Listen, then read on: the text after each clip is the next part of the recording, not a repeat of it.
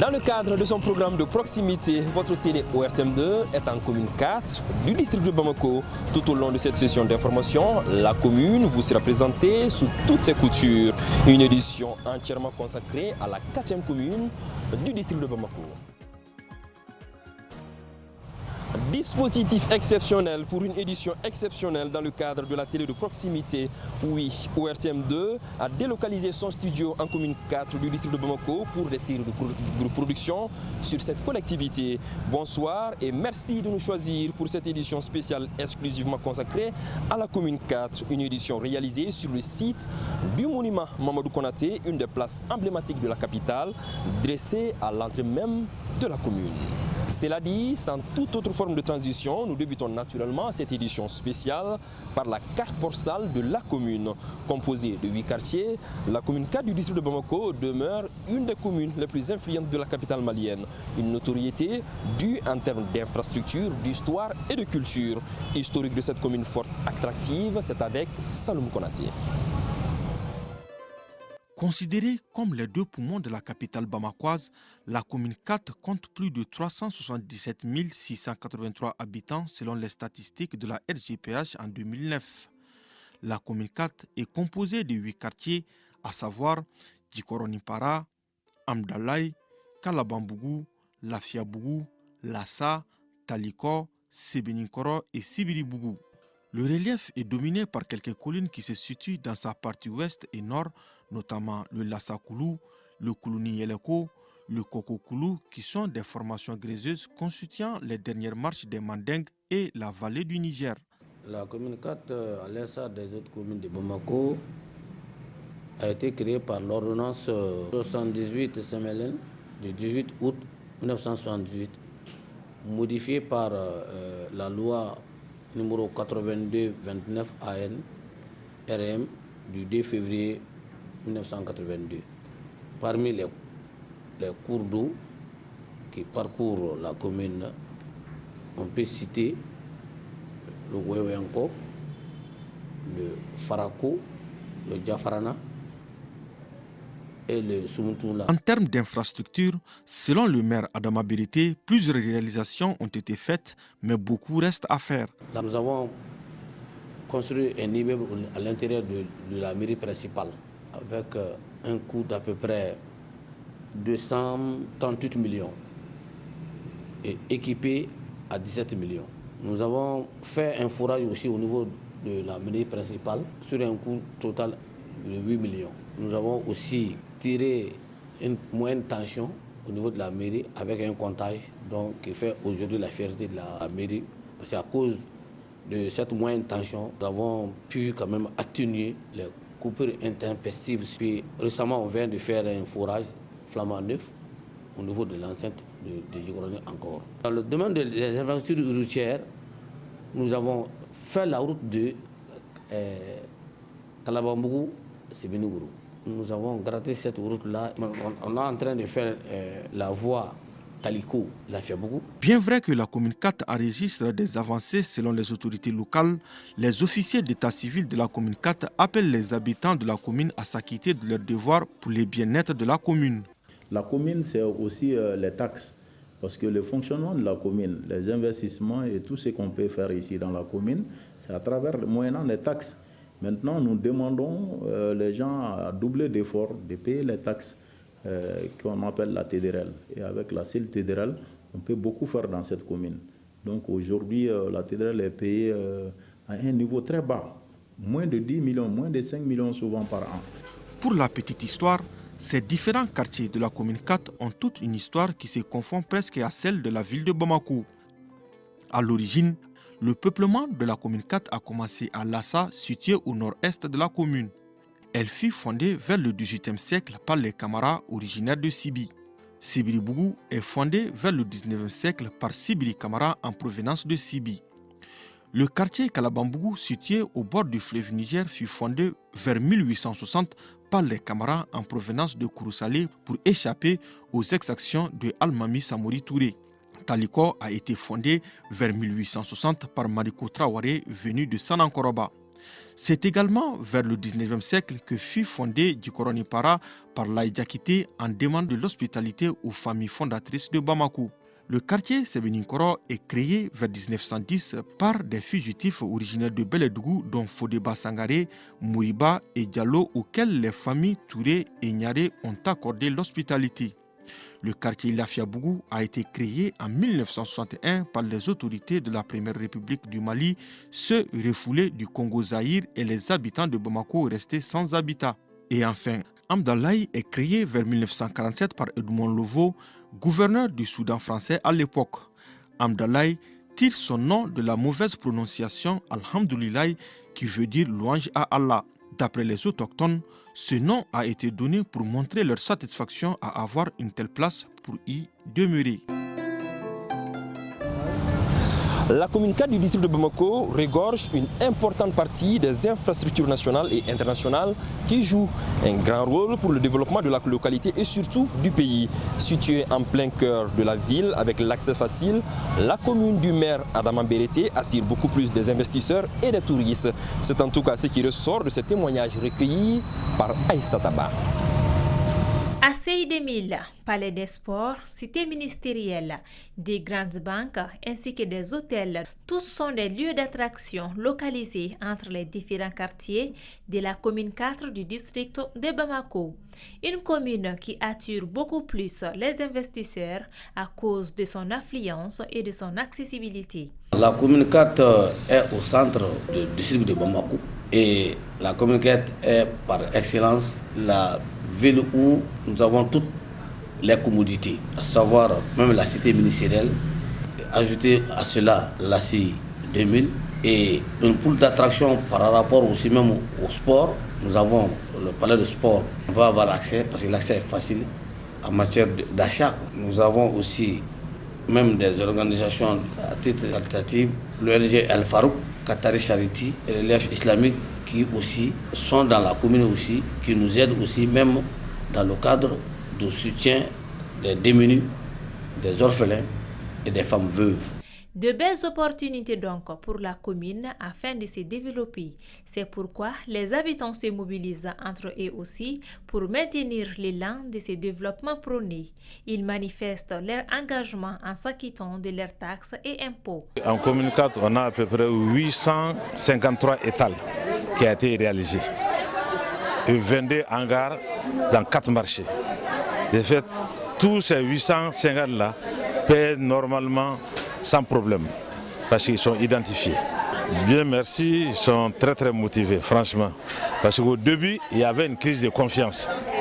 Quant aux rénovations même de nos marchés, il y a eu beaucoup de tiraillements. Dieu faisant bien les choses, grâce à la vision du maire et les 45 conseillers de la commune 4, ils ont fait main basse sur le marché. Et tous les marchés maintenant, ils sont gérés par les commerçants eux-mêmes. Quant aux investisseurs, ceux-là sont satisfaits de leurs activités menées dans la commune. Ils entendent pérenniser leurs actions et soutenir les populations. Économiquement, c'est une commune qui est très bien lotie. Et aujourd'hui, je peux dire que la caisse de la commune 4 fait partie des caisses qui ont une très bonne santé financière dans notre réseau. Donc aujourd'hui, nous, vraiment, on est satisfaits de ces collaborations-là que nous avons avec les différents projets au niveau de la commune, mais aussi avec les leaders qui sont au niveau des différents marchés. La commune 4 est située sur la rive gauche à l'extrême ouest du district de Bamako. Elle a plus de 30 000 habitants répartis dans 8 quartiers. La mairie est une collectivité territoriale qui a pour mission de satisfaire les besoins de la population au quotidien. Au niveau de la mairie de la commune 4, puisqu'il s'agit de celle-ci, l'équipe communale, bien qu'elle soit presque en fin de mandat, a entrepris de grands chantiers. On peut entre autres citer des réformes dans le domaine des infrastructures éducatives et sanitaires. Notre reporter, Bakary Kabadjakité, s'est intéressé à ces deux volets. Suivons son reportage. Nous sommes à la mairie de la commune 4 du district de Bamako. C'est une commune composée de 8 quartiers. Les autorités communales sont aux affaires depuis environ 6 ans. Des réalisations ont été faites, notamment dans le domaine des infrastructures éducatives. Au groupe scolaire Madani, vous allez voir que nous avons aussi fait la construction de 3 salles de classe, toutes équipées, des latrines, une direction et tout ce qui s'ensuit. À Lassa, nous avons un forage d'eau. Ça, c'est du côté de l'éducation. Ce même combat s'est poursuivi avec des efforts dans le domaine de la santé. Nous sommes venus en 2016, il y avait le CESCOM de Kalabambougou qui n'était pas du tout fonctionnel. Nous avons vu que vraiment, vu l'ère de santé de Kalabambougou, si les gens doivent quitter là-bas pour venir se soigner ici à Sebelingoro ou à Sebelingoro, ce n'est pas du tout gai. Donc nous avons pris le taureau par les cornes. Qu'est-ce qu'on a dit? On dit maintenant l'infrastructure qui est déjà existante, il faut réaménager. Donc nous avons subi à ça, nous avons mis beaucoup d'argent, nous avons réhabilité, nous avons recruté même le personnel que nous avons payé pendant 2 ans. Nous avons aussi fait des forages au niveau de certains centres de santé. L'hôpital René Cissé et Amdala ici. Le CCRF qui est devenu aujourd'hui un hôpital moderne du district. Même à ce niveau, nous avons travaillé. Nous avons construit une salle d'imagerie. Les acteurs de l'éducation nous rappellent l'apport de la mairie. L'école est en mode décentralisé. L'école revient à la communauté. À ce titre, la mairie de la commune 4 s'occupe des écoles du Cap de Sebelingoro. C'est comme ça qu'ils ont réalisé beaucoup d'infrastructures, à commencer par un certain point d'eau, ensuite la réhabilitation des écoles, l'équipement des classes. Et même la mairie appuie l'administration même du Cap en dotant de rames et d'encre pour nous permettre de fonctionner correctement. La mairie et la population mènent un travail de coordination afin d'aboutir à des initiatives heureuses. L'élaboration du PDSEC, nous invitons toutes les couches de la société civile ici. Et ensemble, tout le monde met ses idées. Une confrontation d'idées et on fait sortir les meilleurs et les mettre en pratique. C'est-à-dire que tout ce que nous faisons, la population est associée. Et ces œuvres-là, ce n'est pas que tout est venu du fonds propre de la mairie de la commune 4. Mais peut-être l'initiative est venue de la commune 4. Peut-être que des bailleurs de fonds nous ont aidés, des partenaires techniques et financiers nous ont aidés.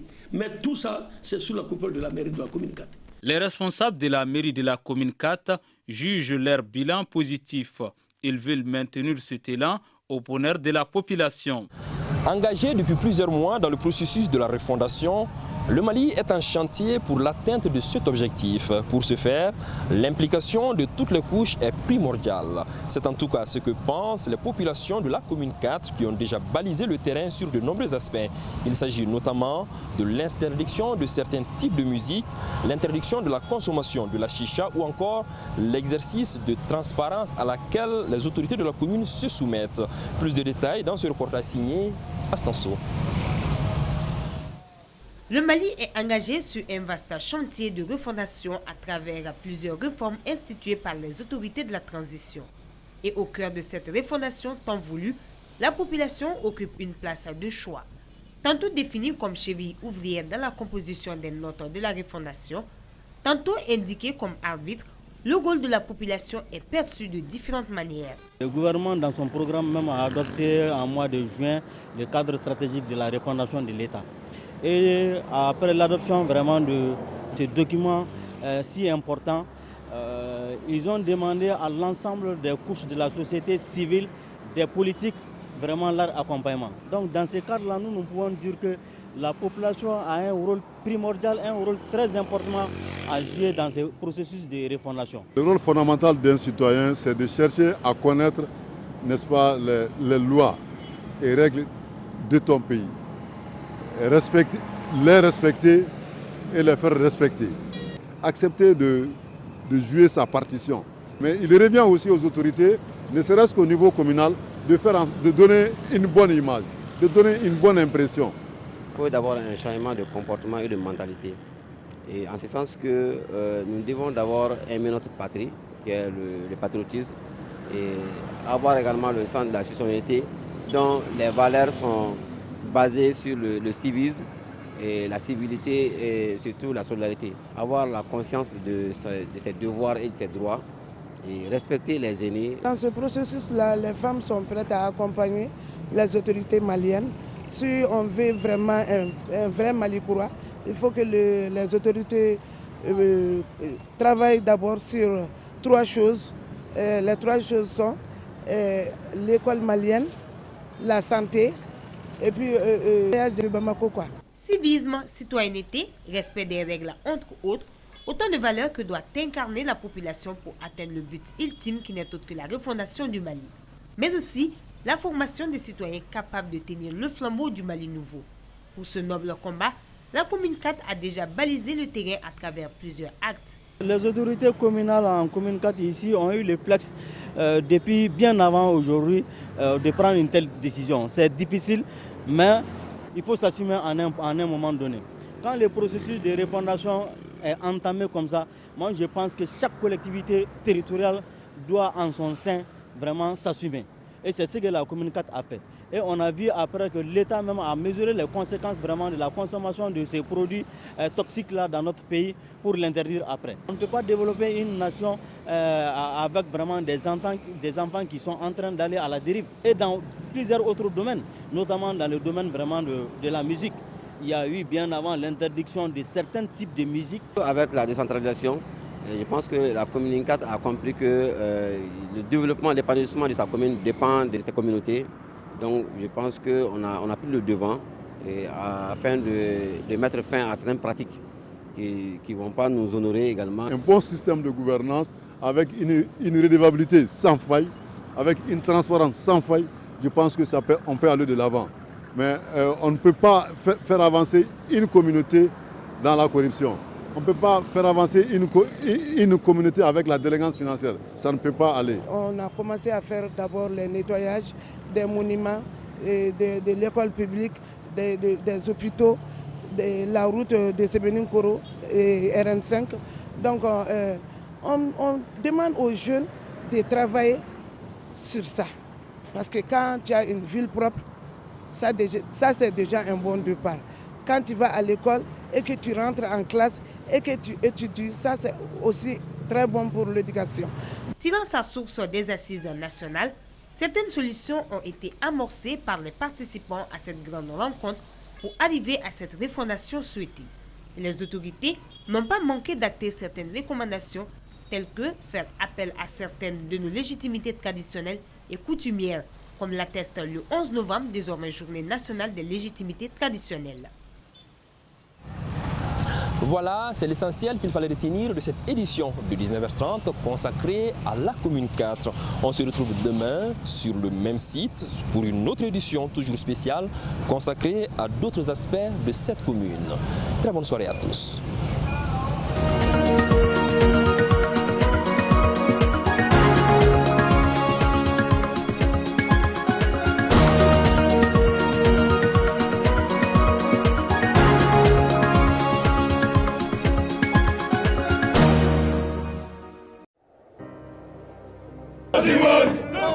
Asimon!